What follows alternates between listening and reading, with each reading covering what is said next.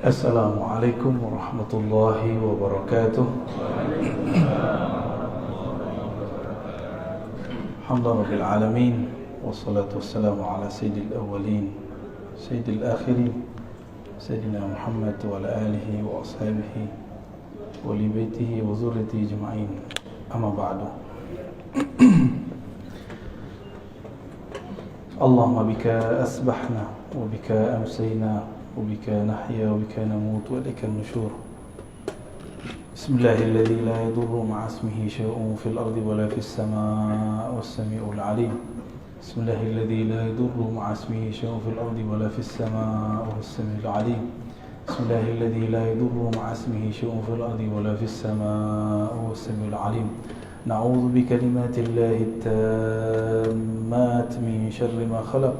نعوذ بكلمات الله التامات من شر ما خلق.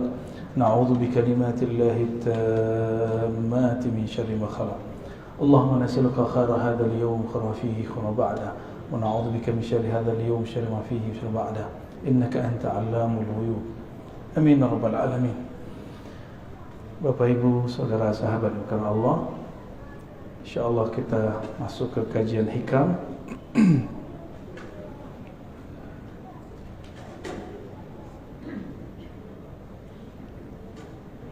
InsyaAllah kita masuk ke hikam yang 48 dan 49 ya. Sedapatnya nanti ya. Mari kita baca surah Al-Fatihah. Semoga Allah membuka pikiran hati kita semua dan memberkahi pengarang kitab ini, Al-Arif Billah Ibn Athaillah As-Sakandari.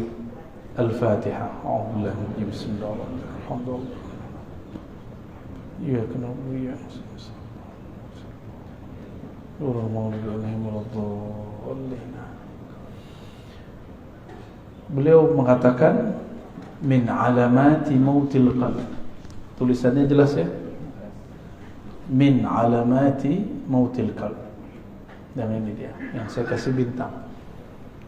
Min, di antara alamat, tanda-tanda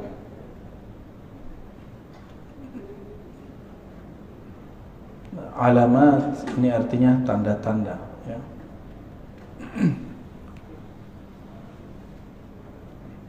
Jadi udah jadi bahasa Indonesia. Kalau dalam bahasa Indonesia alamat tempat, alamat ini nih. Nah, jadi ada dua makna dalam bahasa kita. Alamat dari kata alam. Alam artinya tanda ya. Di antara tanda-tanda mautil qalb, matinya kalbu. Jadi kalau kita ditanya kapankah kita mengetahui kalbu ini mati, kalbu sudah mulai ada indikasi dia bakal mati. Jawaban beliau ada dua. Yang pertama, adamul huzni, tidak ada huzn. Masih ingat nama kitab La Tahzan? Ini huzn, kata bendanya huzn. Tidak ada rasa sedih ala ma fataka minal muwafaqat, terhadap taat yang engkau luput mengerjakannya. Ala ma fataka, terhadap yang telah luput darimu minal muwafaqat, daripada ketaatan ya. Muwafaqat artinya ketaatan. Kita enggak tahajud atau enggak sempat witir, tapi enggak ada perasaan sedih, bukan putus asa, sedih, berarti kolbunya ada indikasi mati. Mati separuh lah ya, mati seperempat lah. Ini mulai hati-hati.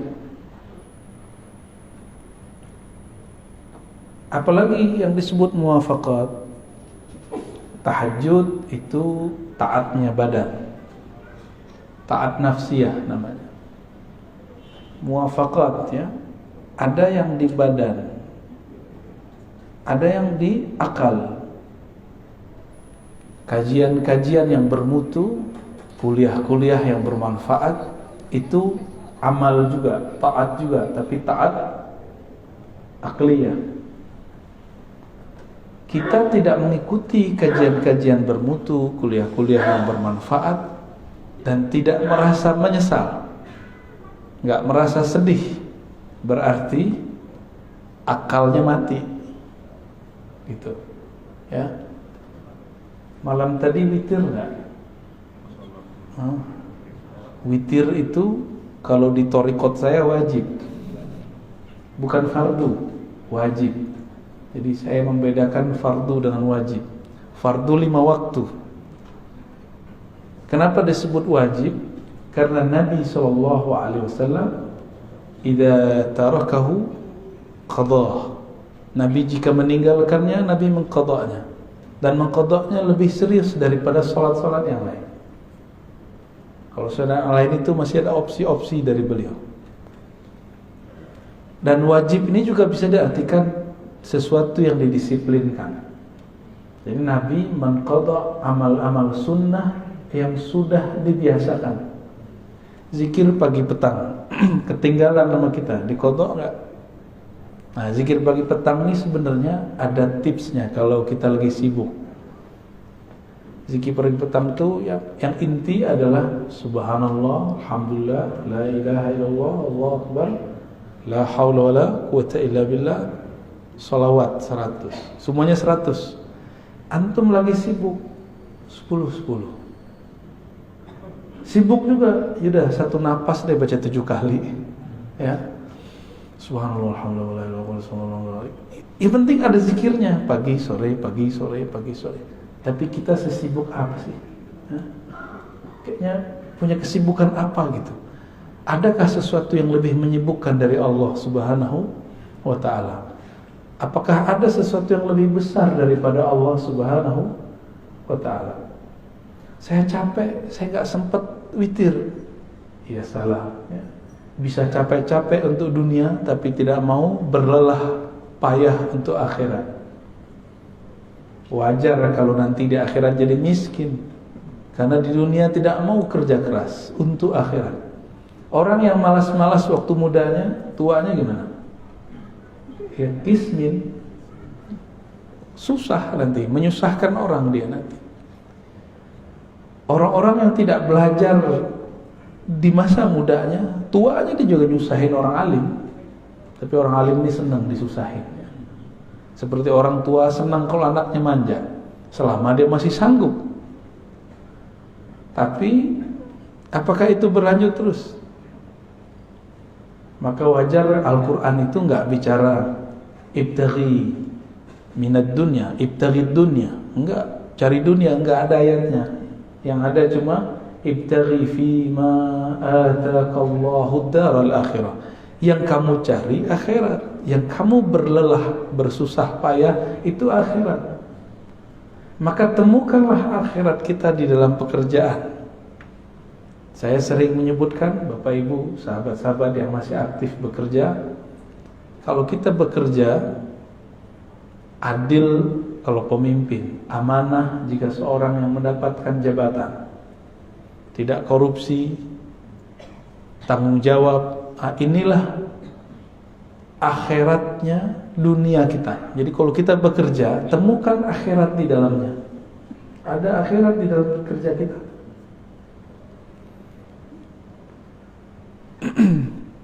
Wala tansa nasibaka minad dunya, itu bisa diartikan jatahmu di dunia, jangan kamu lupa. Nasib bahasa Arab artinya jatah. Al-Quran cuma mengatakan jangan lupa, bukan berarti 50-50. Ini banyak juga ustadz ini gak ngerti bahasa Arab, coba-coba nafsir. Ini dalil 50% akhirat, 50% dunia. Itu mentafsir dengan hawa nafsu. Dalam Al-Quran, siapa yang mentafsir birra'yihi falyatabawwa maq'adahu minan nar, yang mentafsir sesuai dengan ra'yunya, hawa nafsunya, maka siap-siap tempat duduknya dari neraka, ya, dari api. Hawa nafsu itu bisa hawa nafsu diri, hawa nafsu kelompok. Ini hati-hati nih. Ini hari tanggal berapa? Ini banyak juga orang lagi rame nih. Saya sudah jelaskan di banyak kesempatan dan saya nggak mau ngulang di sini ya. Dan nanti jangan ditanyain nih Pak Mir.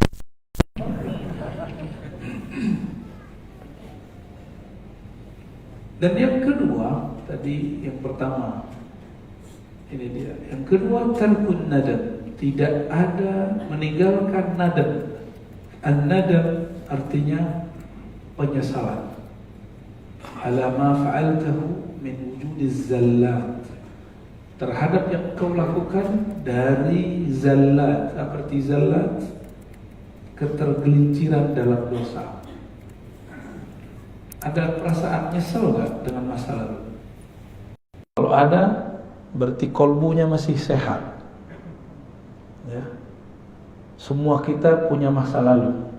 Gak usah disebut-sebut ke orang, gak usah diceritain ke siapa saja. Cukup kisahkan itu kepada Allah. Ini ketika Nabi SAW mengatakan an-nadamu taubah. Menyesal itu taubat. Jadi ruh dari taubat itu ada penyesalan. Ini bedanya dengan istighfar. Istighfar itu cuma minta dihapus. Tapi kalau taubah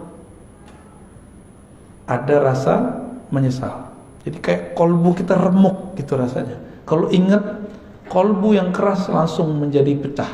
Air mata pun bisa mengalir. Air bulu roma pun berdiri kalau ingat.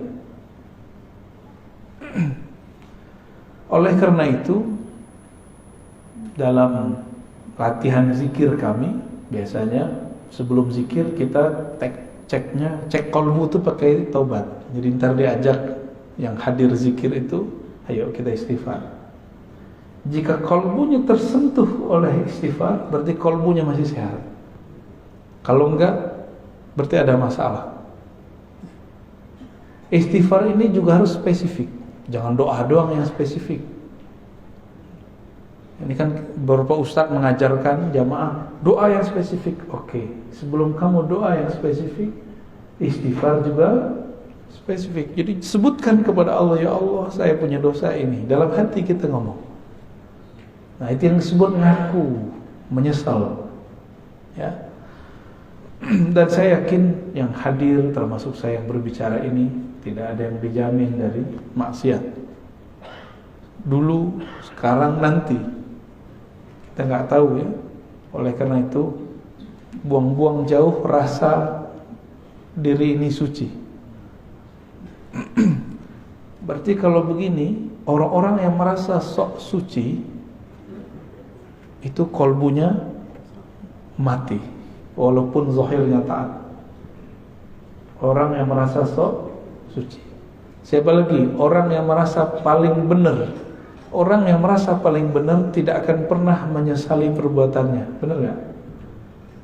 Nah, ini sisi lain. Kalau tadi dosa zahir, sekarang dosa intelektual, dosa spiritual.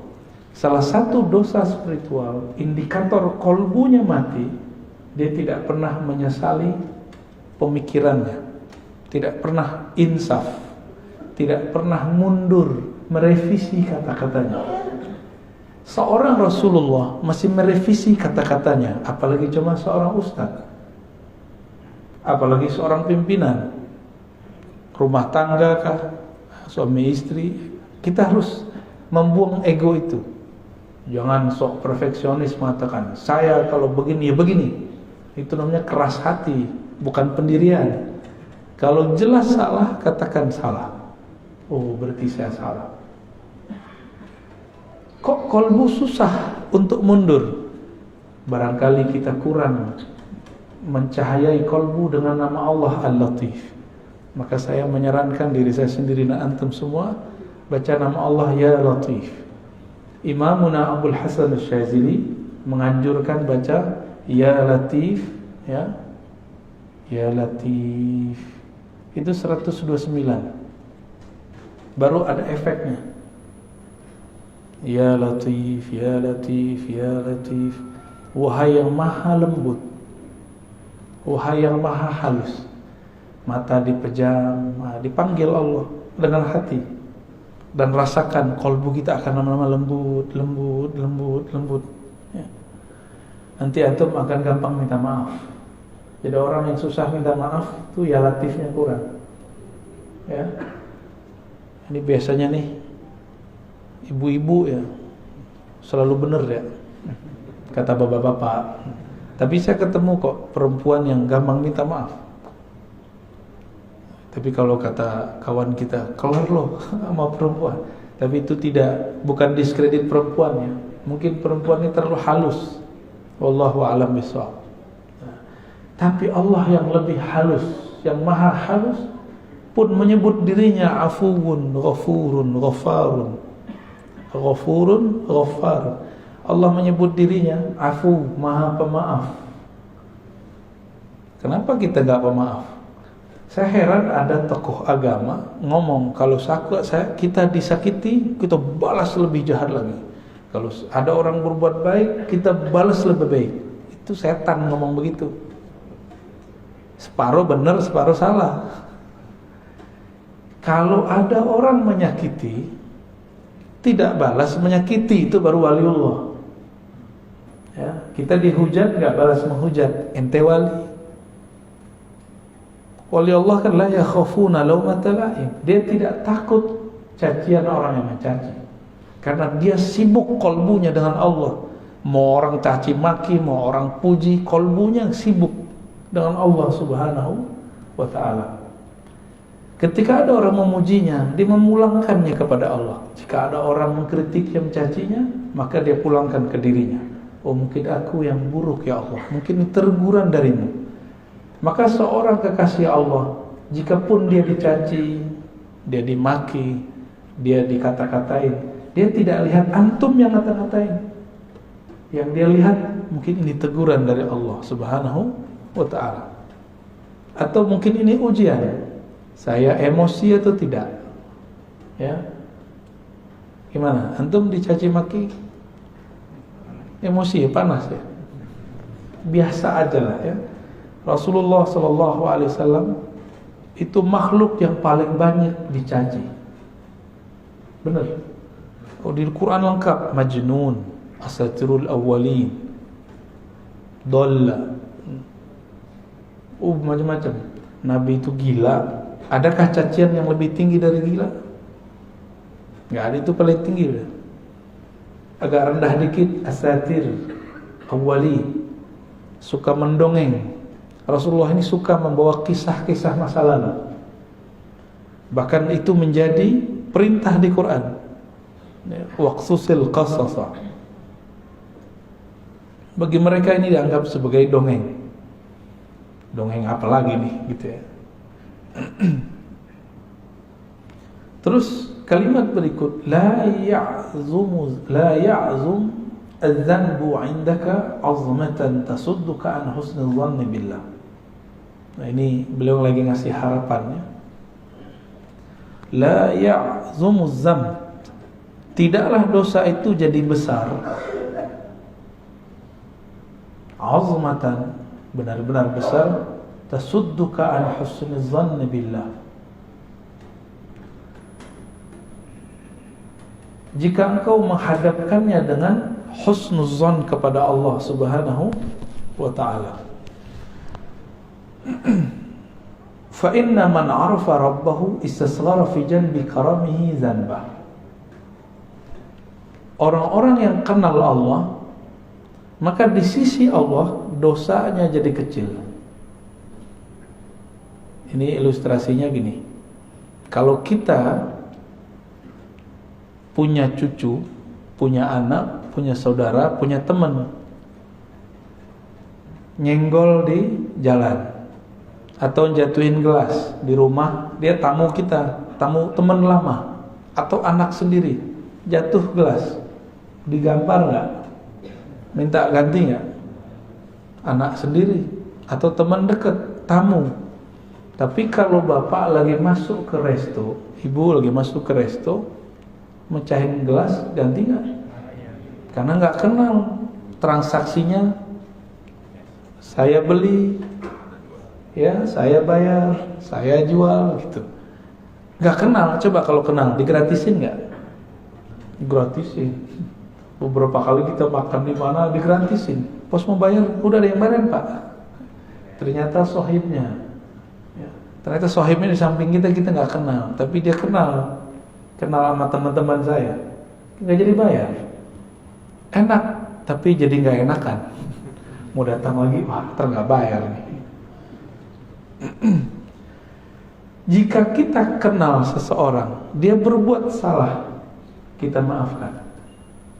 Jika kita hubungannya, kita penjual, dia pembeli, kita gratiskan. Kalau antum kenal Allah, sorga Allah nggak berjual, Allah kasih. Tapi orang yang tidak kenal Allah, dia memikirkan, dia membayangkan bahwa dia sedang beli surga. Ya, antum mau beli surga dengan sholat subuh tadi agak khusyuk itu, ya, dengan zikir-zikir yang kacau balau itu, dengan tahajud yang tidak disiplin, mau beli surga, yakin. Dengan sedekah yang terbersit, ingin ditambahkan 70 kali 700. Sholawat pengen beli mobil, yang kayak gitu mau beli surga. Ngaca dulu kita ya. Kita ini selalu berpikir kepada Allah itu transaksional. Betul, Allah itu kadang-kadang berbicara kepada hamba dengan cara transaksi. Hal adullukum ala tijaratin tunjikum min adzabin alim. Tapi ini bukan tijarah bisnis antara makhluk dengan makhluk. Ini kita dengan Khalik. Maka kata tijarah di situ jangan diartikan bisnis, jangan diartikan transaksi. Saya beli surgamu ya Allah dengan sholat. Ngaca dulu. Kita bisa tahajud karena Allah yang membangunkan, benar nggak? Benar. Atau antum bangun sendiri? Cobain aja alarm 10 kali. Kalau Allah bilang nggak bangun, benar? Beberapa kali kita begitu. Nabi SAW sendiri pun tidak memiliki dirinya. Ketika beliau katakan kepada Bilal, "Hei Bilal, tolong jaga." Bilal mengatakan, "Siap." Karena ini lagi di luar, lagi habis perang. Lupa mengatakan insya Allah.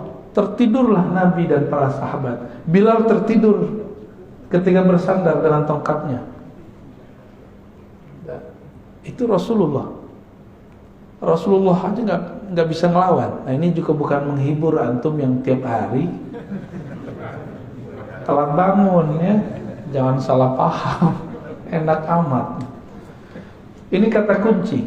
Man arafa rabbahu, siapa yang kenal Allah, maka istasghara, menjadi kecil di sisi karami. Ada kata kuncinya, karam, kemuliaan, kemurahannya. Karena Allah ini pemurah, Allah ini kaya, maka kesalahan kita dianggap tidak salah. Tapi kenal dulu. Ada orang gak percaya kalau kita ingat Allah, Allah ingat kita. Kalau kita salawat ke Nabi, Nabi kenal kita. Ada yang gak percaya, Pak. Ya, aliran macam apa itu? Kolbunya sejahil apa itu? Nabi mengatakan, "Man shalla alayya sallallahu alaihi asyara marrat." Yang salawat kepadaku sekali, Allah bersalawat kepadanya 10 kali. Orang yang mengucapkan salam kepada Nabi, Nabi mengatakan, "Raddallahu alayya ruhi." Allah kembalikan rohku. Fa'arudda hatta arudda alaihi salam. Lalu aku membalas salamnya. Berarti Nabi kenal kan? Nabi kenal. Dalam hadis yang sahih riwayat Imam Bukhari, ya, bahwa Nabi SAW mengatakan, "Inna a'mal ummati uridat alayya," atau uridat alayya a'mal ummati. Amal umatku ditunjukkan kepadaku. Nabi kenal sama kita. Ada seorang sahabat yang sirru Rasulullah, sirnya Nabi, ketemu dengan sahabat lain. Begitu juga Salman ketemu sahabat yang lain, dan mereka kenal, padahal belum pernah ketemu. Apa kata sahabat nih? "Arafa ruhi ruhak." Rohku kenal rohmu. Jadi sahabat-sahabat udah bicara ilmu roh dulu. Kita yang udah telat ya. Sampai sekarang orang masih bertanya, "Wah, Nabi aja gak dikasih kok tentang ilmu roh." Itu salah tafsir. Yang tidak diberi itu ahli kitab. Coba perhatikan. Yas'alunaka 'anir ruh. Mereka bertanya kepadamu mengenai hakikat alif lam ar-ruh. Ya. Lalu ada lafaznya, "Wa ma utitum minal ilmi illa qalila. Tidaklah kamu diberi. Siapa kamu? Antum itu yang nanya tadi siapa? Ahli kitab Yahudi. Tidaklah kamu wahai Yahudi diberikan ilmu ini kecuali sedikit. Maka sampai hari ini Yahudi pasti mencari orang yang bisa mengurai ilmu ruh. Jika ketemu bukan bagian dari mereka, bunuh, musuhi, serang. Begitu. Diserangnya bagaimana? Oh, sekarang cara mereka menyerang pakai orang dalam. Ustadz lawan ustadz, kiai lawan kiai. Bukan wali lawan wali, Pak. Wali setan lawan wali Allah ya. Ya. Kalau wali Allah nggak mungkin perang dengan sesama wali Allah. Sayyidina Umar dilaporkan oleh orang bahwa ada sahabat Rasulullah Ahlul Badar mabuk-mabuk. Udah dijilid itu dipukul. Terus orang ini mengatakan, yang lapor, wahai Umar, ya Amirul Mukminin, laknat saja dia. Kata Umar, ente boleh hukum dia secara fisik, tapi tidak boleh melaknatnya. Fa innahu yuhibbullaha wa rasulah. Dia sangat cinta kepada Allah dan Rasulnya. Jadi Umar membedakan hukum zahir dengan hukum batin. Hukum zahirnya kalau dia salah dihukum, diiqab, kena sanksi. Tapi batinnya kita nggak boleh main. Batinnya urusan dia. Umar ngerti apa kata Umar. Hati dia cinta kepada Allah dan Rasulnya. Yang ngelaporin ini yang masalah nih, hatinya nggak hidup ya. Fa inna man arafa rabbahu, ya. Siapa yang kenal Allah, istasghara, maka di sisi Allah menjadi kecillah zanbah, dosa-dosanya. Maka ada ungkapan dalam sebuah riwayat, man nazarallahu ilaih lam yu'azibhu abadan. Siapa yang Allah pandang dia sekali saja dengan rahmatnya, maka Allah tidak akan menyiksanya selama-lamanya. Maka orang-orang Ahlul Badar ini kan dipandang Allah sekali waktu Badar. Allah tidak akan pernah menyiksanya. Umar tahu itu, maka Umar tidak berani bermain hukum batin, hukum rohani. Dia cukup main hukum zahir, ya. Itu peminum loh, Pak. Pemaksiatnya zahir, nggak ada urusan sama politik, ya. Sayyidina Umar beda pilihan, beda sikap dengan Ali. Mereka jontok-jontokan. Tapi dalam bab kemaslahatan, Umar dan Ali sepakat.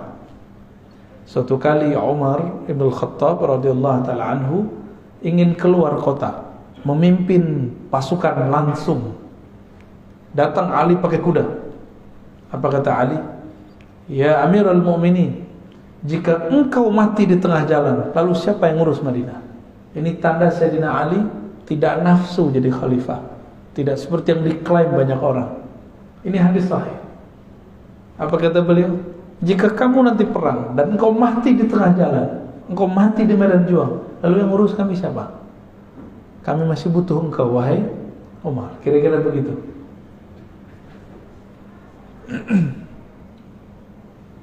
Jadi orang beda politik, tapi untuk maslahat bisa sama. Antum sudah berapa tahun nih beda politik, kok sampai sekarang masih tengkar aja, ya? Katanya ngaji hikam, ya. Ngaji hikam tapi hati masih keras. Lembutinlah hati sedikit, ya. Baik.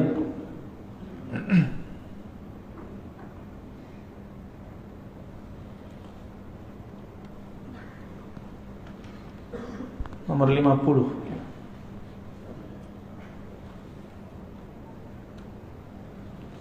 La saghirata, tidaklah dianggap dosa itu kecil idza qabalaka adlu, jika engkau datang kepada Allah lalu dia menuntutmu dengan keadilannya.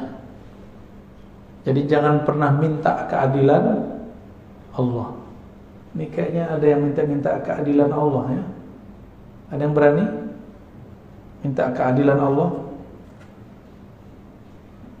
La saghirata, tidak disebut dosa kecil jika Allah menanggapimu dengan keadilannya.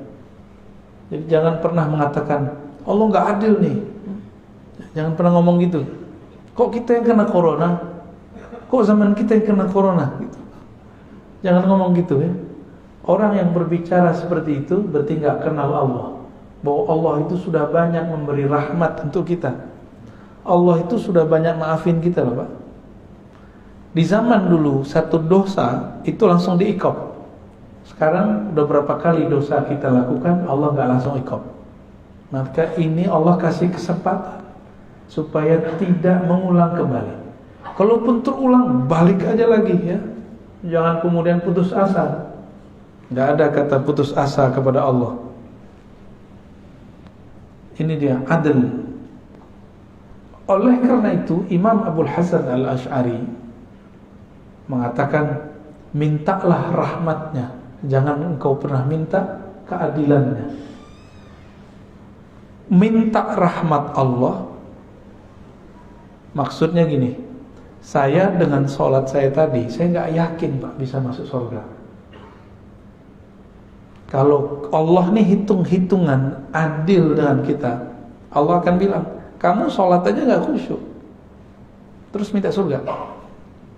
Dibuang Pak, pasti dibuang. Kemarin makan minum, baca doa gak? Beneran? Lupa kan? Di awal sama di akhir itu aja lupa. Allah itu pengen selalu diingat. Inilah sisi yang kita sebut feminimnya Allah. Allah itu maha feminin. Bukan seperti ya, inilah Allah titipkan kepada perempuan. Perempuan kalau kekasihnya tidak ingat dia ngambek gitu. Maka Allah mengatakan ghayur, aku pecemburu yang sangat cemburu. Jadi jangan coba-coba minta Allah pakai keadilannya, tapi mintalah Allah dengan kemurahannya. Wala kabirata, tidak disebut kabir dosa besar, kabirah. Jadi orang Arab itu kalau nyebut dosa itu cukup sebutkan kata besar lalu tambahin ta marbutah. Indikasinya negatif. Yang besar, apa yang besar? Sesuatu yang negatif. Tidak disebut dosa besar jika dia menerimamu dengan fadluh, kemurahannya, dengan anugerahnya. Seorang ayah, ibu melihat anaknya yang salah, itu pakai keadilan atau pakai kemurahan? Jadi kemurahan hati orang tua, maka dia kemudian memaafkan itu anak.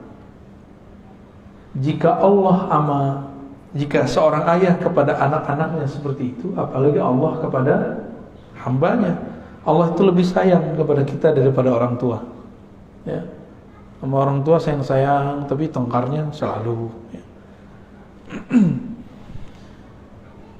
La saghirata ila qabadaka adluh.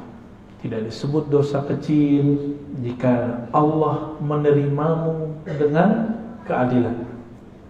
Tidak disebut dosa besar jika Allah menerimamu dengan kemurahan. Ya. Maka kita selalu mengatakan Allahumma inna nas'aluka rahmatak. Ya Allah, kami minta kemurahan rahmatmu. Jangan katakan ya Allah inna nas'aluka adlah. Kalau Allah mau mengasih keadilan, maka semua manusia berhak disiksa kecuali para nabi. Hanya para nabi lah yang betul-betul adil, dan para wali. Tapi para aulia pun mengatakan kami ini pendosa. Nabi pun mengatakan kami ini pendosa. Seorang nabi mengatakan tidaklah masuk surga seseorang kamu kecuali dengan rahmatnya, bukan dengan keadilannya. Kalau dengan keadilan ditimbang dulu amalnya. Nah, ini rahasia sebenarnya. Kalau Allah ingin memasukkan seseorang dalam surga dengan keadilannya, maka Allah akan menimbang dengan detail, dengan rigid. Tapi kalau Allah sudah ingin memasukkan seseorang ke dalam surga, maka orang itu ditimbang, dihisab tidak rigid. Ini yang disebut dalam hadis. Wa yuhasabu, dalam Quran juga ada, wa yuhasabu hisaban yasira. Maka Nabi sampai di ayat itu berdoa, Allahumma hasibna hisaban yasira. Dan di akhirat si hamba dihisab dengan hisab yang yasir, yang ringan, yang mudah. Jadi kalau kita biasanya nih orang-orang lembaga-lembaga yang diakreditasi, petugas akreditasi datang, kalau udah kenalan, teman sesama kuliah nih, jadi rektor gitu ya, atau jadi direktur, gimana? Jadilah tahu sama tahu aja deh, aku tinggal beres, siapin borangnya, udah kita pulang, langsung dikasih nilai A plus karena sudah kenal. Jadi makanya orang yang memberi akreditasi ini nggak boleh satu, harus lebih dari satu, supaya ketika dia kenal, dia berikan kemurahannya tanpa objektif. Harus ada juga yang galak-galak dikit gitu. Ya. Beruntunglah kalau punya lembaga, lalu yang melakukan akreditasinya kenal. Ada juga yang lucu. Ada seorang kepala sekolah, dia udah ketakutan, akreditasinya belum benar. Tahu tim akrediturnya dulu adalah siswa dia yang sekarang sudah jadi doktor. Ya, cium tangan ketemu, ya beres. Ya, nggak ada masalah, langsung nilainya A. Kenapa? Cukuplah saya bukti bahwa sekolah ini bagus, kata anaknya. Wallahu a'lam bis-shawab.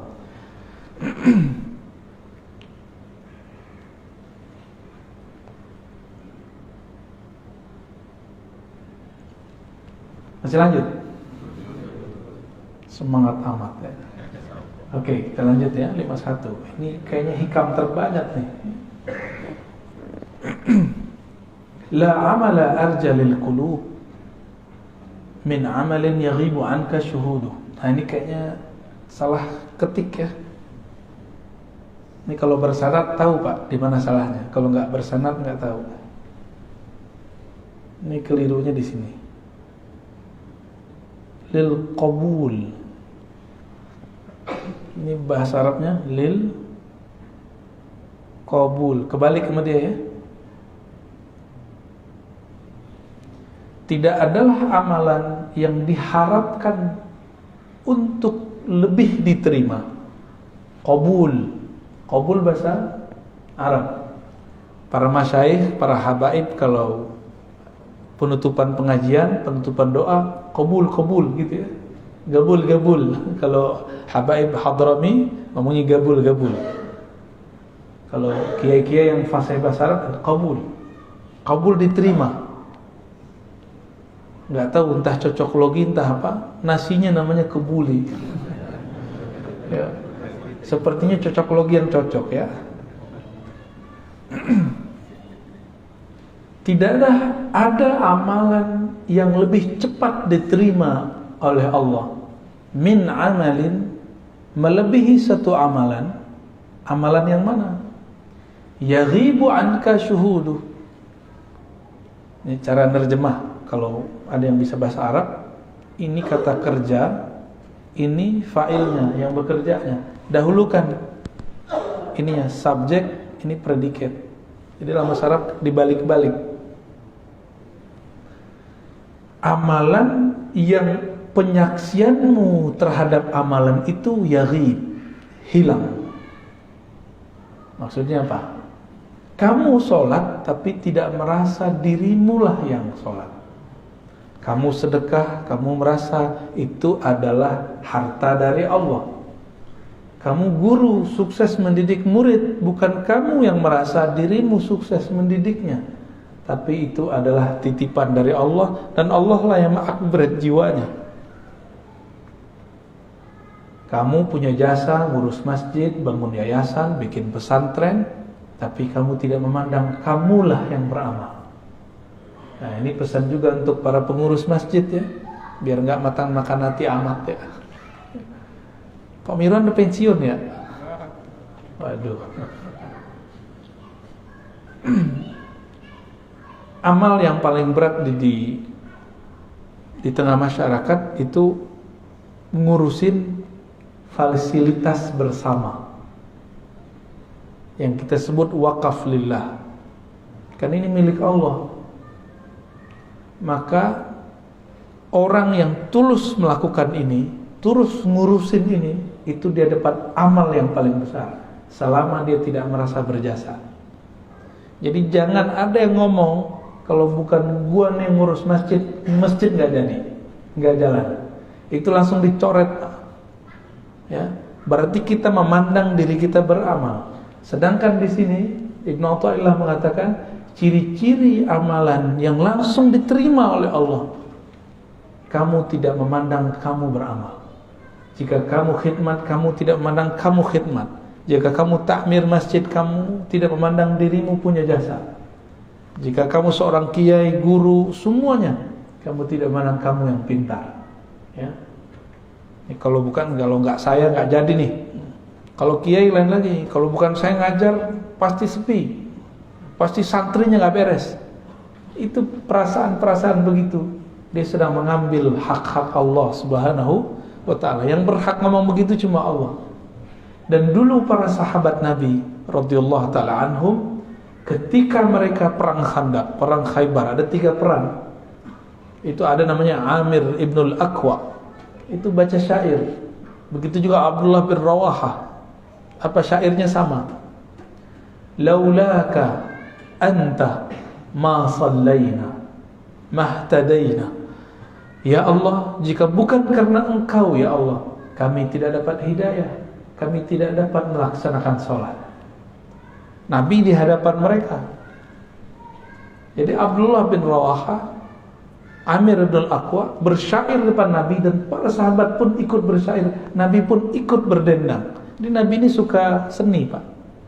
Makanya ulama-ulama pewaris para Nabi itu kolbunya pasti ada nilai seninya. Orang-orang yang keras hatinya, bukan pewaris Rasulullah, itu mengharamkan seni secara mutlak. Ya, agak keras, kaku. Sudah paham antum maksudnya? Ya. Tahu sendirilah ya. Saya dulu pernah mengharamkan musik, dan itu hampir 5 tahun. 3 tahun sangat keras, 2 tahun berikutnya proses mulai menerima dalam syarat tertentu. Akhirnya sampai hari ini gak bisa main musik, Pak. Alhamdulillah. Karena dulu mengharamkan semua. Nah, sekarang kita pilah-pilah. Ya, sesuai dengan hadis Nabi SAW, bahwa Nabi memilah-milah. Ada syair yang haram, ada syair yang makruh. Ada 5 hukum syair itu. Haram, makruh, mubah, bahkan dianjurkan, bahkan ada yang wajib. Syair-syair jihad yang dulu dibaca oleh Abdullah bin Rawaha itu wajib dikemenangkan kembali. Inilah yang dihidupkan oleh Sultan Al-Muzaffar, dibaca kembali ketika umat Islam di zaman itu diajak jihad melempem semua. Maka beliau bacakan syair-syair itu dalam sirah-sirah Nabi.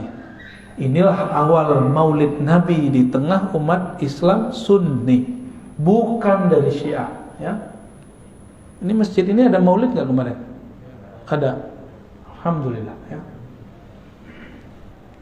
Wa yuhtaqaru 'indaka wujuduh, dan dianggap remeh di sisimu wujud amalmu. Nah, ini ciri-ciri orang yang amalnya diterima 2 aja. Dia tidak memandang beramal dan memandang jasa-jasanya kecil. 2 aja. Nah, kita masuk yang mana? Ya. Saya kaget di beberapa masjid itu pengurus-pengurus lama itu ngomong, Ustaz, naik tuh alisnya. Kalau bukan karena saya, ini masjid tidak jadi. Ya salam. Ini masjid Allah, ente nggak ada juga Allah jadiin ya. Cuma nggak mungkin saya ngomong begitu sama dia kan. Ya, tersinggung dia. Sebenarnya saat itu saya tersinggung.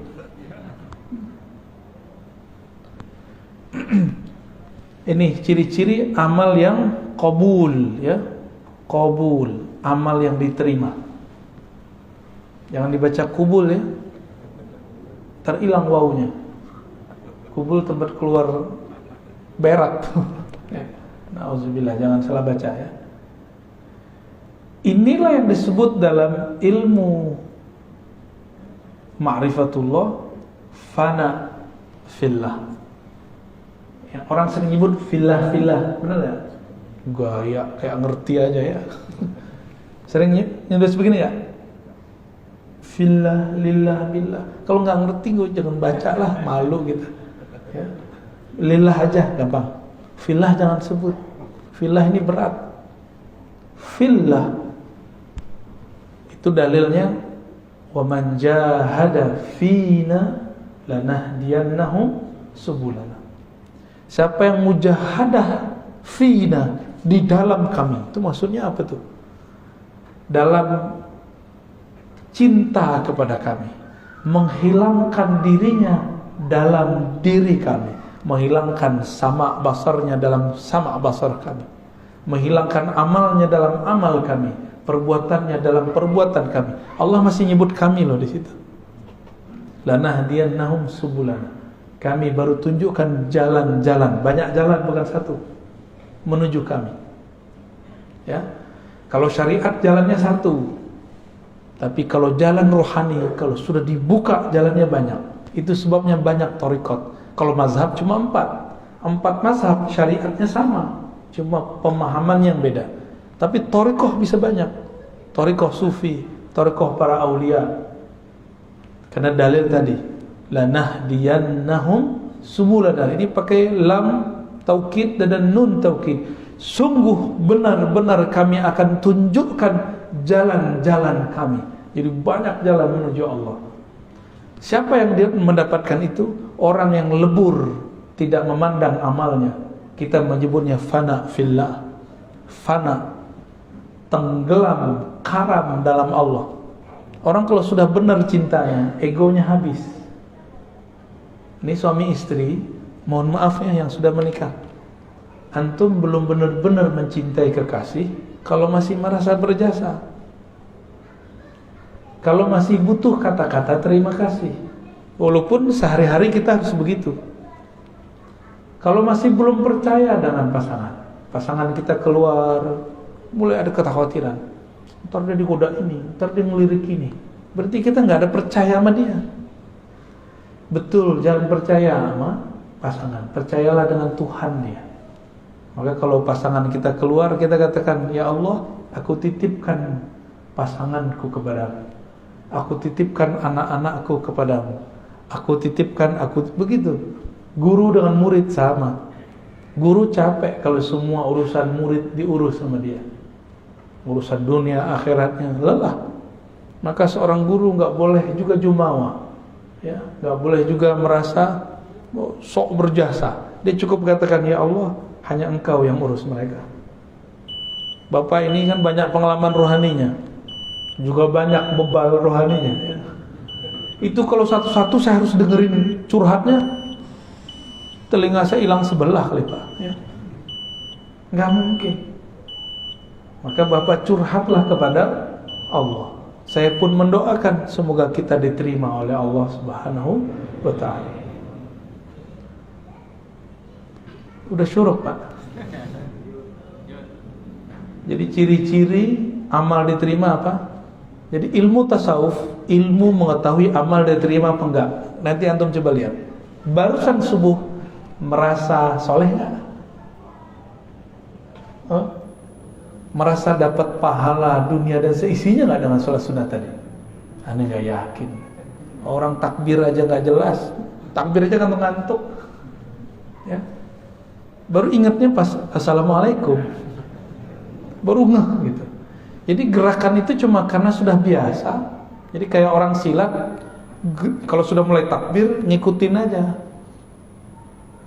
begitu kita tidak kuat menahan gejolak pikiran itu kemana-mana, tanda bahwa kita ini tidak bisa menguasai diri sendiri.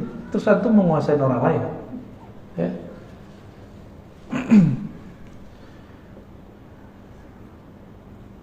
Kita tambahlah dikit ya. Innama awrada 'alaika al-warid. Ini ada istilah namanya warid. Ada wirid, ada warid. Ini dua ya. Ini dua hal yang beda. Apa arti warid? Nah, dari warid kita mulai. Warid itu anugerah rohani yang Allah berikan. Bahkan tidak hanya rohani, juga materi. Itu warid. Orang-orang ahli hikmah. Ahli hikmah ini bukan hikmah yang hikmah rohani, tapi hikmah kebatinan. Mereka mencari warid dengan mencari kesaktian. Baca ini, kamu begini. Maka muncullah ada mahabbah Sulaimaniyah, ilmu pelet Sulaiman. Bacanya ayat supaya orang tunduk. Apalagi ada namanya pukulan sakti. Itu dibaca ke tangan, inna batsya rabbika lasyadid. Tembus. Tar tangannya kalau mukul orang kayak Nabi Musa, sekali pukul mati. Antum mau yang begitu? Mau yang begitu? Nanti kalau perang sama Dajjal boleh. Kalau sekarang masa mau temenan sendiri? Oke, nggak segama sama saya, nggak segama kan masih sebangsa, ya, masih senegara, atau masih sesama manusia. Nah, jadi warid itu anugerah. Wirid itu amal yang dirutinkan. Apa arti wirid? Nah, warid bisa jadi bukan berarti kesaktian, ya. Bisa kesaktian, bisa kesejahteraan, tapi itu zahir. Baca Waqiah supaya harta melimpah. Saya mau tanya sama antum, kalau antum gak baca Waqiah, rezeki udah ada belum? Berarti Waqiah untuk apa? Maka sekarang hikmahnya jangan hikmah rendahan. Hikmah itu ada dua, hikmat al-batiniyah, ya, ad-daniyah, hikmah kebatinan yang rendah. Ada hikmah al-bataniyatul ulya, al-a'la, hikmah yang tinggi. Apa hikmah yang tinggi? Saya sadar tanpa saya baca Waqiah pun Allah sudah kasih jatah rezeki. Lalu Waqiah itu untuk apa? Ternyata Waqiah itu diajarkan oleh para ulama dari dulu. Di situ ada ayat-ayat tauhid tentang akhir zaman, tentang surga neraka. Lalu di situ ada tentang tauhid. Ada 4 pertanyaan. Paham di situ, orang akan mengerti hakikat rezekinya. Di situlah baru rezeki terasa lancar. Itu rahasia al-Waqiah, ya. Arti wirid, apa arti wirid tadi? Amalan yang sudah dirutinkan, diulang-ulang, ya. Orang awam berpikir saya beramal lalu saya diberi anugerah. Tapi orang yang kenal Allah berpikir anugerah itu turun sehingga saya dapat beramal. Beda? Karena ada anugerah nikmat batin dari Allah, nikmat Islam, iman, ihsan, kita bisa bangun dan kita bisa ngaji pada pagi ini. Benar? Jadi antum bisa bangun pagi ini itu karena 3 nikmat tadi, Islam, iman, ihsan. Kalau nggak ada nikmat ihsan, nggak akan tahan, ya. Bangun jam berapa tadi Pak? Ada yang jam 2, ada jam 3, ya. Yang ini tadi tuh ngantuk-ngantuk gitu. Jam 1 dia bangun tadi. Mau nemenin saya jam 1 dia bangun. Paling jauh nih Pak, nggak tahu. Antum ada yang lebih jauh nggak? Bekasi. Hah? Bekasinya nggak tahu, ujung kali ya. Jadi kita diberikan nikmat. Dengan nikmat itu kita bisa taat. Ini rumus orang arif billah, orang kenal Allah. Tapi kalau orang jahil billah, dia taat, merasa taat, lalu dengan taat itu dia merasa dapat nikmat. Ini kalau saya nggak sholawat nih, masjid nggak rame, ada yang ngomong gitu nggak? Hah? Ini pesantren kalau saya nggak baca Quran nih, nggak ada cahayanya. Cahaya itu turun dahulu ke dalam hatimu, baru kamu bisa baca Quran. Jangan dibalik. Karena nur itu jatuh ke dalam kolbumu, barulah kamu bisa bangun di pagi ini. Baru bisa kemudian mendengarkan taklim. Kira-kira seperti itu ya. Jadi jangan GR. Nah, maka dikatakan di sini, innama awrada 'alaikal warid. Allah memberikan warid litakuna bihi alaihi waridan, supaya kamu dengannya warid itu, dengan anugerah itu, alaihi terhadapnya waridan, datang. Ini waridan di sini artinya datang. Warid yang pertama artinya anugerah. Tuh beda, satu jumlah, satu kalimat, lafaznya sama, artinya beda. Kalau nggak bersanad nggak bisa paham. Inilah nikmat bersanad. Kita bisa memahami sesuatu tanpa perlu keliru ya. Jadi warid yang pertama anugerah rohani. Warid yang kedua, kamu datang kepada Allah SWT. Nah, tadi saya mengatakan apa? Karena nur itu turun kepada kita, kita bisa sholat tahajud. Bukan karena kita tahajud kita dapat nur, gitu ya. Nur apa yang ada di kolbu? Ternyata disebutkan di dalam surat At-Taghabun. Siapa yang percaya kepadanya, may yu'min billah, percaya aja sama Allah, Allah akan bimbing kolbunya. Bimbingan kalau nggak pakai cahaya nggak bisa ya. Allah kasih nur. Coba Bapak Ibu, kalau nggak ada cahaya bisa lihat nggak? Nah, cahaya batin itulah anugerah hidayah dari Allah Subhanahu wa Ta'ala. Inilah nikmat yang mesti kita syukuri. Ini terakhir ya.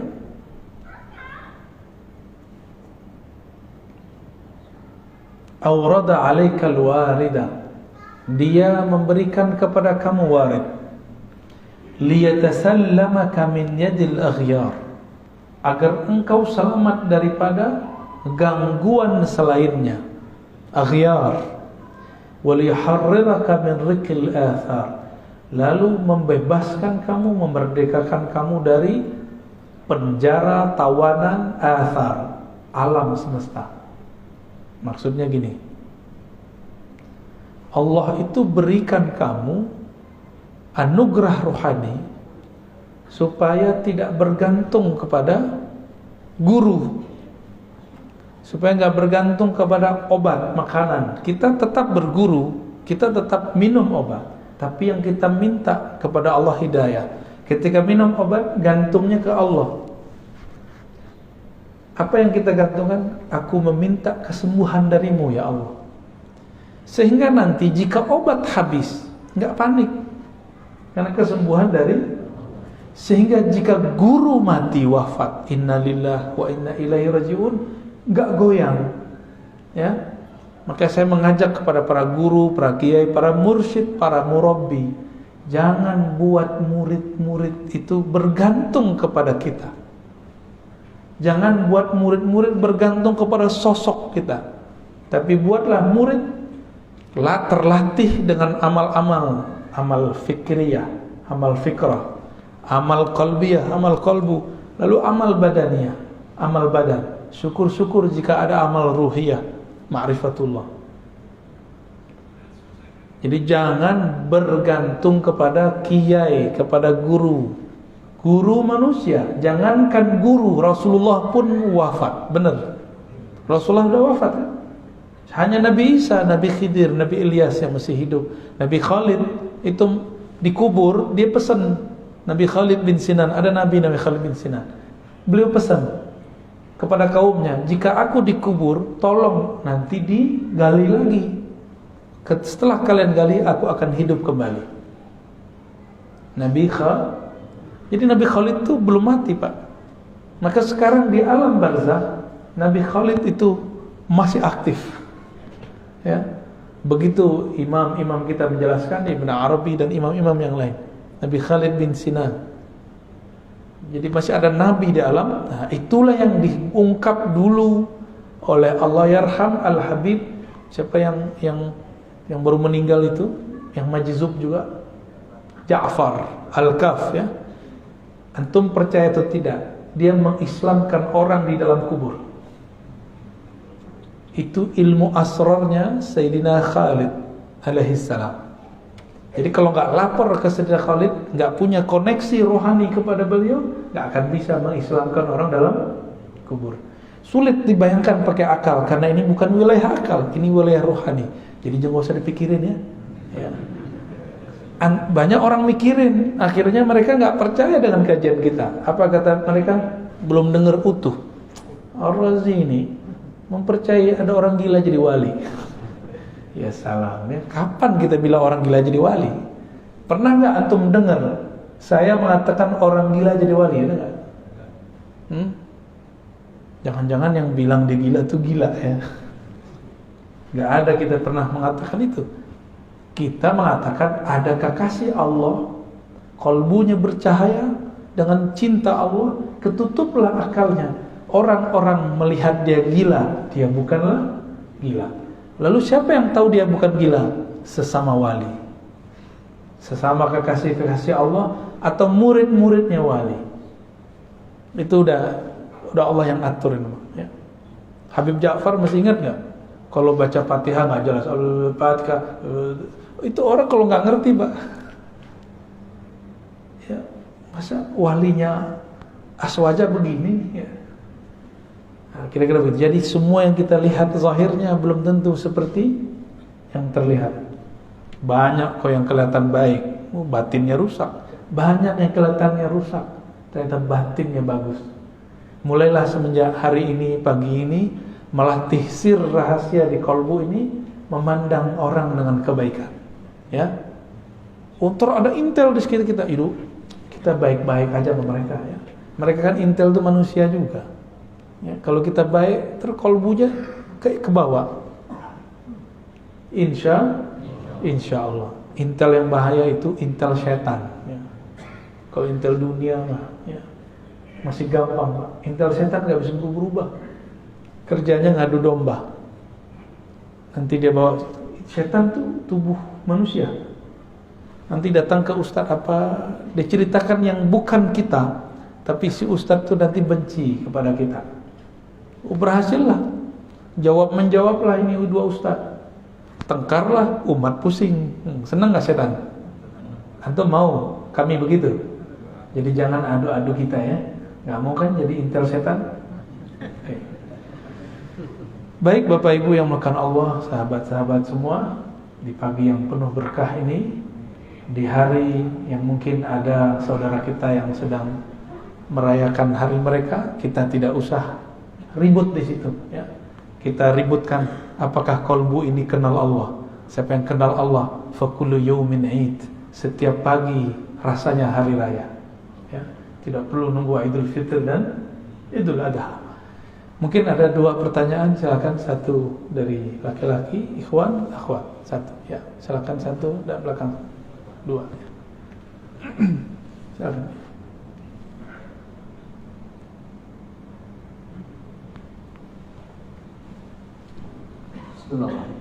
Assalamualaikum warahmatullahi wabarakatuh. Assalamualaikum. Ini yang terakhir tadi menarik sekali Ustaz, bahwa mengislamkan seseorang dari kubur. Sementara kita tahu bahwa seseorang setelah meninggal itu putus, kecuali ada tiga. Adalah amal yang mengalir, kemudian anak yang mendoakan, kemudian ilmu. Kemudian bagaimana caranya kita bisa mengislamkan seseorang dalam perspektif? Baik, Bapak masih pakai pikiran, Pak, pakai akal. Ya, ini ranahnya sudah ranah spiritual. Yang mati itu jasad. Jasad Bapak kalau mati, mati sudah. Tapi Bapak tunggu nanti. Kalau jasad ini mati, ruh Bapak masih hidup. Dan itu bisa koneksi sama saya. bisa koneksi sama orang. Kalau orangnya dia wali Allah, Bapak datang ke dia ngerti. Datang nih yang nanya dulu nih. Karena ruh mengenal ruh, kolbu mengenal kolbu, akal mengenal akal. Contoh gampangnya gini, Bapak pintar bahasa Inggris. Ada orang ngomong bahasa Inggris. Ini British nih. Ini Britishnya gaya-gayaan nih. Ini American nih. Ini gaya-gaya English jiran nih ya. Singapura. Kan unik-unik tuh ya. Ada juga ala Hong Kong kan. Ada yang Filipina juga. Wah, sama, kami bahasa Arab juga sama. Orang kalau dengar ini Arab gontor nih. Dengar lagi. Wah, ini Arab Jawa nih ya. Alhamdulillah. Ada lagi orang Sumatera. Bismillahirrahmanirrahim. Irrahman. Roknya jadi ra semua, Pak. Wah, orang Sumatera nih. Tuh orangnya tuh. Kalau baca Assalamualaikum dengerin deh, Pak, lucu, Pak. Assalamualaikum warahmatullahi wabarakatuh. Kita jadi ngerti karena sering dengar. Orang-orang yang ahli rohani, mereka sudah terlatih rohaninya. Meskipun tubuh ini sudah hancur, dia masih hidup. Dan ahli-ahli rohani ini sebelum meninggal, dia sudah meninggal duluan. Ini yang disebut mati sebelum. Makanya Sayyidina Umar diberi gelar oleh Nabi Muhaddatsun. Orang yang diajak Allah bicara. Jangankan cuma ruh, Allah aja bicara sama dia. Makanya ada 3 hukum dalam Al-Quran, itu lewat kalam Umar. Hukum jilbab salah satunya. Dulu istri Nabi gak pakai jilbab, gak ada. Rambut terbuka. Karena dulu yang pakai hijab itu adalah ahli kitab. Walaupun sekarang gereja-gereja, sinagog udah gak pakai hijab, kecuali beberapa ortodoks ya, masih pakai hijab. Jadi kalau ada nih orang gereja, orang ortodoks menggunakan jilbab, bukan berarti mereka memalsukan agamanya supaya orang Betawi ikut mereka gitu, bukan ya. Kan ada tuh gereja Betawi. Emang ada dalam ajaran mereka, Pak. Duluan mereka kali yang pakai jilbab, pakai hijab. Maka kita lihat ada istilahnya, Pak, suster gitu ya. Gitu. Ahli rohani, jika mereka sudah terlatih, dia di sini ruhnya sudah bisa kemana-mana, Pak. Ya, Rasulullah, gak usah Rasulullah lagi deh, Umar aja deh. Umar lagi khutbah, dia kirim panglima syariah di Irak. 2 bulan perjalanan, suaranya kedengeran sampai ke sana. Karena si Sariyah juga seorang wali, kata Umar, ya Sariyah al-Jabal, wahai Sariyah, naik ke gunung. Umar gak pakai satelit, tapi dia tahu di belakang bukit ada musuh. Kalau si Sariyah ini jalan biasa aja, pasti disergap, maka naik. Ini adalah teknik saingannya Umar, namanya Khalid. Khalid bin Walid ini kan Umar 2, Umar kedua. Jadi kecerdasannya hampir sama. Khalid bin Walid untuk mengalahkan umat Islam waktu perang Uhud pakai teknik itu, naik ke atas. Maka Umar mengatakan, ya Sariyah al-Jabal, kedengeran Pak, itu telinga ini mungkin gak dengar. Orang di sudut sana, saya udah gak denger ngomong apa. Tapi Bapak berbersit di hati, sampai ke hati saya. Kalau hati saya benar. Ya, kalau hati saya benar, Pak. Kalau hatinya lagi galau, ya sama-sama gelap. Mengislamkan. Nah, ini kata mengislam di situ tidak boleh juga diartikan secara harfiah. Bisa berarti mendoakan. Jadi kalau saya dalam kacamata zahir sebagai santri hadis, saya mengartikan Habib Ja'far mendoakan. Contohnya gini, Nabi dengan Ibnu Abbas tiba-tiba berhenti di depan ada 2 kubur. Itu kubur kan non muslim, ahlu kitab itu. Satu suka gosip, satu buang air tanpa istinja. Nabi kemudian menancapkan 2 pelepah untuk meringankan. Nah, ini kata kunci. Jadi siksaan terhadap orang kafir pun bisa diringankan Itu dalilnya Pak. Kan nggak disebutkan di hadis itu kalau mereka Muslim. Nggak disebutkan. Itu kalau versi saya ahli kitab. Berarti non Muslim, benar nggak? Orang nggak percaya kepada Rasulullah SAW, Nabi kasih. Mungkin ada riwayat versi lain yang menyebutkan mereka Muslim, tapi saya tidak yakin. Ya. Nah, jadi maksudnya seperti itu Pak. Kalau Bapak susah memikirkannya, kita kurangin maknanya dikit. Ya, itu namanya mazhab ta'wil. Silakan di belakang ada hikmahnya. Bantu panitia. Akhwatnya.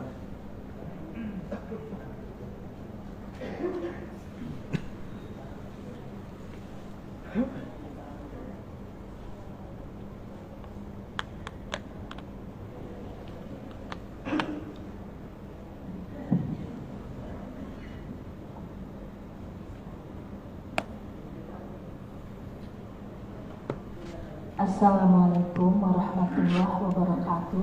Waalaikumsalam warahmatullahi wabarakatuh. Terima kasih yang diberi kesempatan kepada saya. Alhamdulillah. Semoga sehat Bu ya. Amin ya Rabb. Keluarga amin. Amin ya Rabb. Ada yang mau saya tanyakan. Ini juga dari dengan teman-teman saya, bukan atas pertanyaan pribadi. Yang pertama, apakah memang belajar zikir aktif itu harus ditalkin? Dan oleh siapa nanti ditalkinnya? Misalkan kami ini teman-teman ada niat ke sana. Karena ada yang mengatakan tidak usah seperti itu, cukuplah zikir yang setelah sholat kan ada, sudah itu aja, nggak mesti seperti itu banget, seperti itu. Ada tanggapan. Itu pertama. Yang kedua, bagaimana Buya mensikapi perjuangan Habib Rizik itu? Seperti itu. Pak Mirwan yang jawab tuh. Oke, baik. Itu saja. Terima kasih. Assalamualaikum warahmatullahi wabarakatuh. Assalamualaikum warahmatullahi wabarakatuh. Yang pertama, yang kedua kalau sempat ya. Yang pertama tentang talqin. Gak usah lah gitu-gitu amat. Nah, itu karena dia belum tahu rahasia talqin. Ya.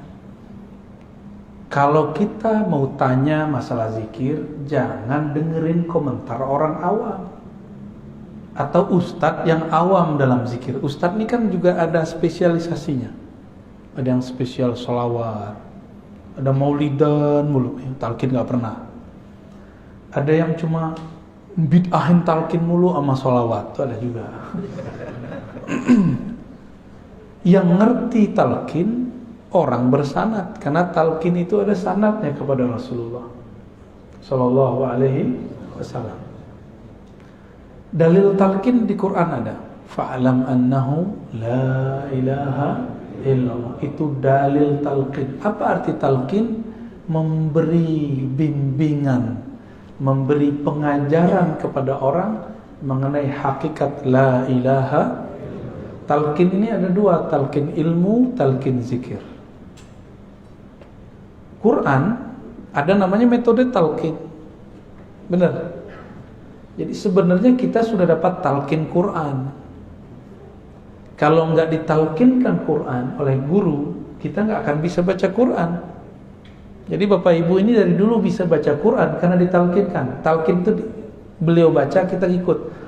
Abatasa, kita ulang. Abatasa, itu talqin baca Quran, talqin ilmu. Ya.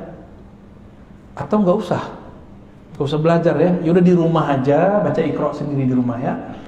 Baca Quran sendiri di rumah. Jadi orang-orang komentar begini, dia nggak ngerti apa yang sedang dia komentari. Saya udah sering menyampaikan ini, tolong diingat-ingat. Wala taqfu ma laysa laka bihi ilm. Surat Al-Isra. Jangan kamu komentar, jangan berpendirian terhadap hal-hal yang kamu tidak mengerti.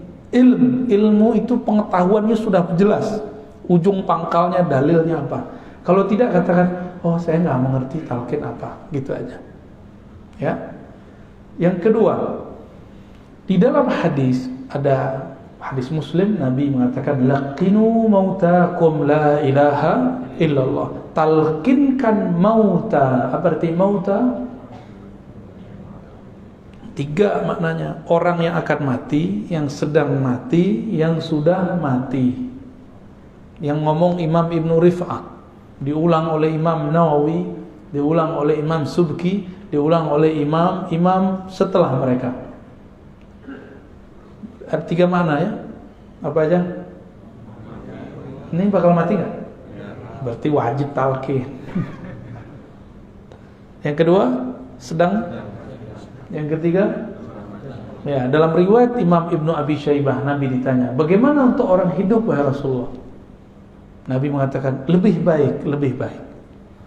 Jadi mending kita dapat talqin masa hidup daripada dapat talqin nanti waktu sakarat. Siapa tahu nggak bisa dengar.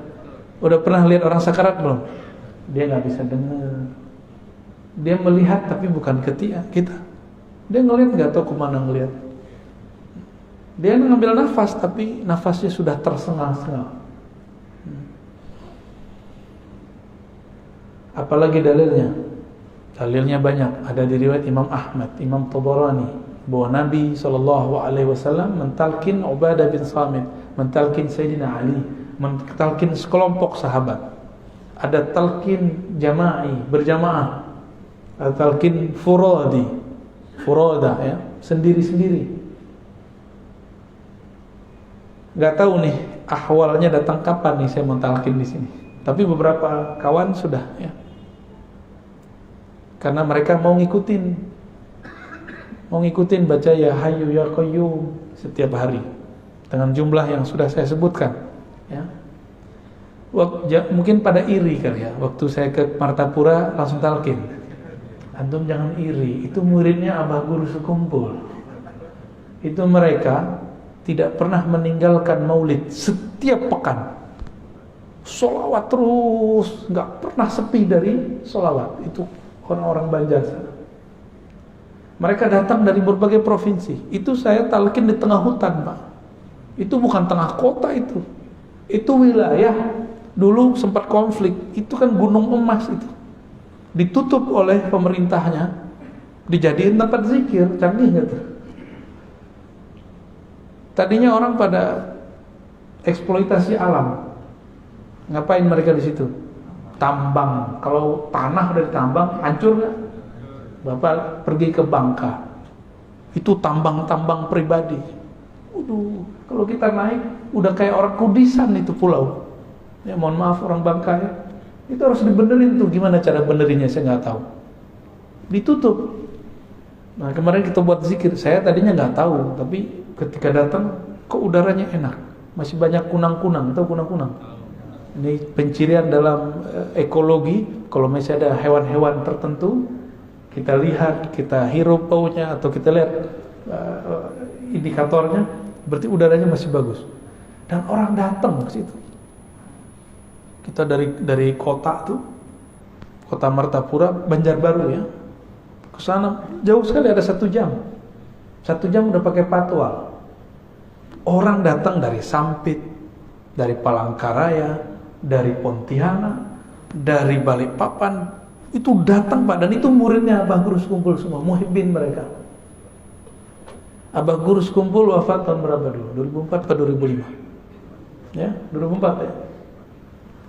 Jadi mereka santri beliau. Kalau setiap kali ada haul namanya, itu ramainya bukan main, jutaan. Pejabat aja nggak bisa masuk. Jadi mereka sudah muhibbin kepada wali Allah namanya Abah Guru Sekumpul. Itu wali Pak, la syak bila niza'. Ya, nggak ada syak lagi. Karena wali itu penciriannya bukan kesaktian, tapi kenal kepada yang mengangkat dia jadi wali. Siapa yang mengangkat dia jadi wali? Allah. Kenalnya, ma'rifatnya luar biasa. Kemudian yang ketiga, di sana murid beliau, salah satunya Tuan Guru Wildan namanya, itu sudah mengijazahkan talqin secara ilmu hadis. Lah saya malulah, guru kita sudah mentalkin ijazah, tapi saya kok nggak ngasih talqin. Antum doa aja lah ya, yang banyak. Semoga nanti anda mau talqin di sini ya. Insya Allah sekali sebulan kalau umur kita panjang, kita nanti akan ada masa kita talqin zikir di sini. Ya. Tahu kenapa saya belum talqin juga? Karena masih ada sir yang masih belum terima, masih ada mikir. Kayak tadi, Ya zikir-zikir aja kayak habis sholat gitu. Dia lupa, dia zikir ba'da sholat itu juga ditalkinkan oleh imam.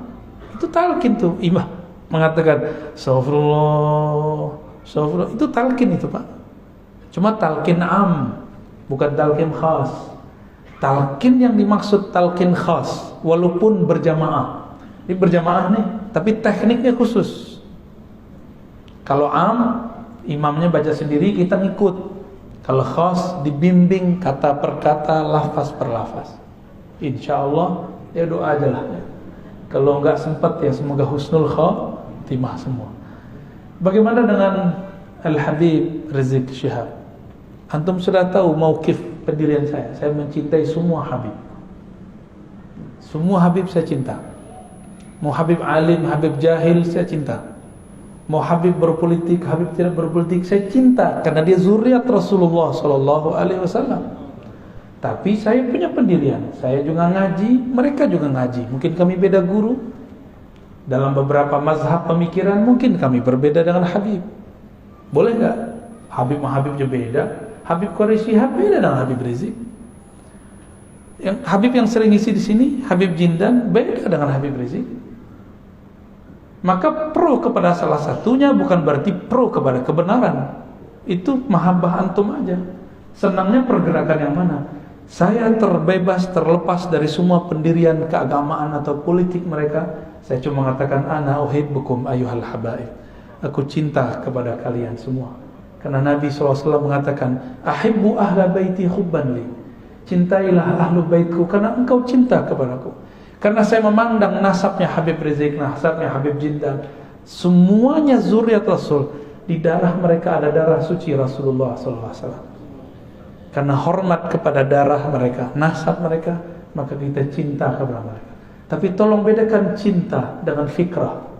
Ya, kita doakan semoga Habib-Habib kita dijaga oleh Allah. Dalam perbedaan mereka, dalam perseteruan mereka, semoga Allah tetap merahmati kita semua. Negeri ini kalau nggak ada habaib, nggak ada Islam. Itu Wali Songo, semuanya yang masih diperdebatkan ini Sunan Kalijaga, apakah beliau zuriat atau tidak? Ya. Semuanya zuriat Rasulullah SAW. Paling ada Prof. Slamet Mulyana dulu klaim itu keturunan Cina, kalaupun dia campuran, tapi nasab ayahnya zuriat Rasulullah. Sunan Gunung Jati, namanya apa? Asy-Syarif, pakai alif lam. Asy-Syarif Hidayatullah. Kenapa disebut Sunan Hidayat Jati? Ini Jati orang Cirebon. Jati, Jati, Zati. Sunan yang mabuk dalam ma'rifat zat Allah. Maka nama beliau Sunan Hidayat. Hidayat zat Allah. Itu maksudnya. Itu bukan cocok logi Pak. Beliau nggak pernah nanam pohon jati, nggak ada. Salah paham itu ya. Nama asli beliau Asy-Syarif Hidayatullah. Asy-Syarif keturunan Hasan.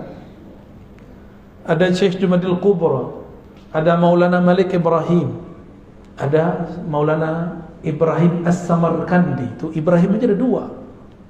Di Tuban itu ada namanya Maulana Ibrahim As-Samarkandi. Hampir semua kiai-kiai tua di Jawa keturunan beliau. Makanya Gus itu tadi bukan Gus itu Sayyid aslinya. Raden itu artinya Sayyid. Dan ternyata Paku Buwono ke-9 ke-berapa itu masih zuriat.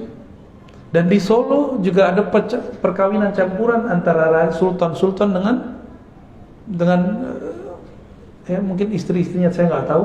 Karena ketemu wajah mereka, saya bilang, ente Habib Sayyid, enggak, aneh keturunan Solo gitu, aneh keturunan ini segala macam.